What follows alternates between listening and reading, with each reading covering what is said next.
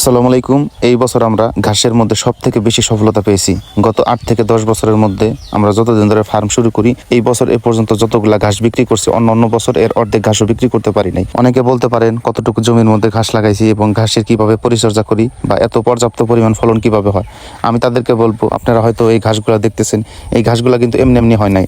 এই ঘাসের মধ্যে আমরা ব্যাপক পরিমাণ পরিশ্রম করছি এবং এর মধ্যে কিন্তু আমরা প্রতিনিয়তই পরিচর্যা করি এবং ঘাসের মধ্যে যা কিছু প্রয়োজন আমরা কিন্তু সবকিছুই ব্যবহার করি। অনেকে হয়তো মনে করেন যে তাইলে গরুর ফার্ম বাদ দিয়ে তো ঘাসের ব্যবসা করলে বা ঘাস রোপণ করে বিক্রি করলেই তো ভালো। যদি সঠিক সময়ে ঘাসগুলো না বিক্রি করতে পারেন বা যদি আপনি সঠিক সময়ে ঘাস উৎপাদন করতে না পারেন, তাইলে কিন্তু আপনি লসের মধ্যে থাকবেন। কেন লসের মধ্যে থাকবেন? ধরেন ঘাসটার কিন্তু একটা পরিণত বয়স আছে, তো ওই সময়ের মধ্যে যদি ঘাসটা না কাটা হয়, তো আস্তে আস্তে কিন্তু এর ভিতর থেকে পুষ্টিগুণ কমতে থাকে এবং এগুলা শক্ত হয়ে যায়। যারা আমাদের ঘাসের প্রজেক্ট দেখে যারা ঘাস লাগাইতে চান বা যারা বিক্রির উদ্দেশ্যে ঘাস লাগাইবেন, তাদেরকে আমি বলি আপনারা ঘাস লাগাইতে পারেন, সমস্যা নাই, কিন্তু নিজের গরু থাকতে হবে। এতে কিন্তু আমাদের ঘাসগুলো কোনো নষ্ট হবে না। আর যদি আপনি শুধুমাত্র বিক্রির উদ্দেশ্যে ঘাস করেন, যদি আপনি সঠিকভাবে বিক্রি না করতে পারেন, সঠিক সময়ে বিক্রি না করতে পারেন, এগুলোর ভিতরে যে পুষ্টিমাত্রা, যে পুষ্টি গুণাগুণ, এগুলো কিন্তু নষ্ট হয়ে যাবে। তো তাই আর কি আমি তাদেরকে বলবো, যারা খামার শুরু করবেন, তো শুরুতেই আগে আপনারা ঘাস লাগাইবেন।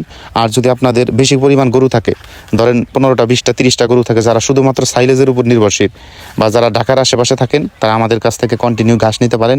ইনশাল্লাহ আমরা কিন্তু দীর্ঘমেয়াদী একটা সময়ের ভিতরে আপনাদেরকে ঘাসের সাপ্লাইটা দিতে পারবো। আজকে আমাদের মূলত 3 জায়গায় ঘাস যাবে। এক জায়গায় হচ্ছে 2 টন যাবে, আর ঢাকার মধ্যে 5 টন।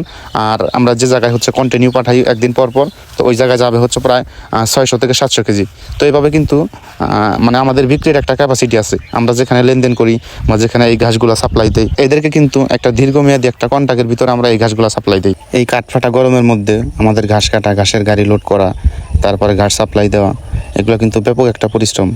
আসলে যখন খামার করবেন, যখন ঘাসের জমি, ঘাস তখন লাগাবেন, যখন ঘাসের জমি করবেন, তো এই ধরনের আমাদের মতো পরিশ্রম করতে পারবেন কিনা বা পরিশ্রম করার মন মানসিকতা আছে কিনা, এটা কিন্তু আপনার দেখতে হবে। এখন শুধু খালি অন্যের ভিডিও দেখে বা আমরা যেভাবে আপনাদের সাপোর্ট দিই বা ভিডিওতে সফলতার গল্প, ব্যর্থতার গল্প তুলে ধরি, এইসব দেখে কিন্তু খামার করলে চলবে না। আগে আপনাকে নিজে ঘাস কাটা শিখতে হবে, গরু লালন পালন করা জানতে হবে বা পরিশ্রম করার মন মানসিকতা থাকতে হবে।